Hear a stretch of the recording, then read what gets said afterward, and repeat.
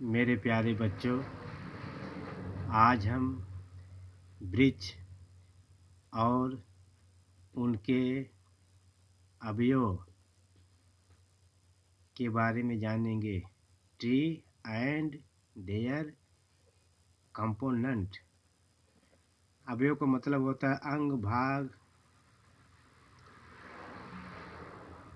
मेरे प्यारे बच्चों, वृक्ष का सामान्य अर्थ ऐसे पौधों से है जिसमें शाखाएं निकली हों, जो कम से कम 2 वर्ष तक जीवित रहें, जिससे लकड़ी प्राप्त हो। वृक्ष की एक जड़ होती है जो प्रायः जमीन के अंदर होती है। तो चलो शुरू करते हैं। कुछ वृक्ष के जो अवयव हैं, जो उनके घटक हैं, जो उनके अंग हैं, उनके बारे में आज हम चर्चा करेंगे। तो नंबर 1 पे है GERM, जर्म। इसका मतलब है मेरे प्यारे बच्चों अंकुर। और जर्म का इस्तेमाल आप लोग जीवाणु के बारे में भी कर सकते हो। नंबर 2 पे है GUAVA, ग्वावा। ग्वावा इसका अर्थ है अमरूद। और इसके बाद है GRAFT, ग्रैफ्ट। इसका मतलब होता है जो कलम किया जाता है पौधों का। और इसका इस्तेमाल आप रिश्वत में भी कर सकते हो। इसके बाद है BUD, बड। इसका मतलब है कली। कलम लगाना या कोपल या पल्लों में भी इस्तेमाल कर सकते हो। इसके बाद है THORN, थॉर्न। या PRICKLE, प्रिकल। इसका मतलब होता है कांटा। और दुख वगैरह में भी इस्तेमाल कर सकते हो। इसके बाद है WOOD, वुड। इसका मतलब है लकड़ी या काठ। दारू में भी इस्तेमाल कर सकते हो।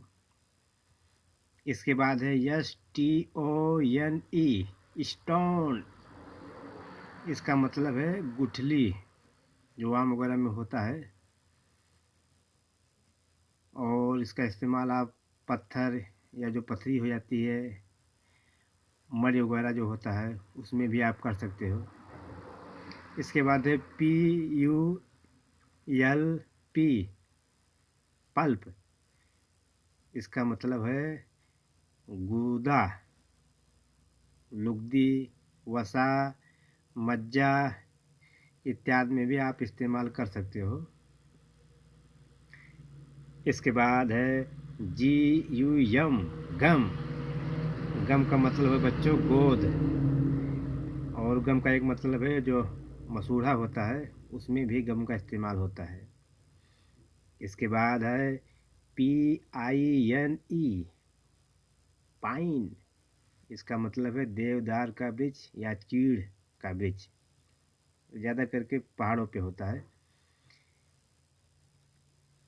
इसके बाद है BARK, बार्क।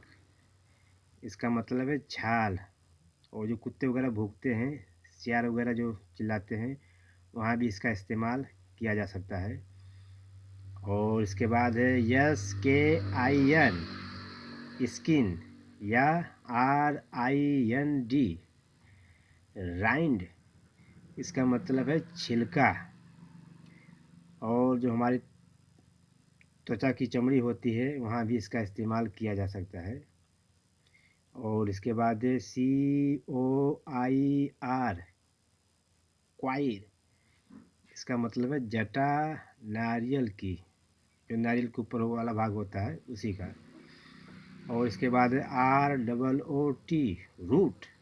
इसका मतलब बच्चों जड़। और इसके बाद है TWIG, ट्विग। और इसका मतलब है टहनी। और छड़ी, डंडी, पल्लो फैशन इत्यादि में भी इसका इस्तेमाल आप लोग कर सकते हो। तो आशा है मेरे प्यारे बच्चों, आप लोगों को पूरी जानकारी मिल गई होगी।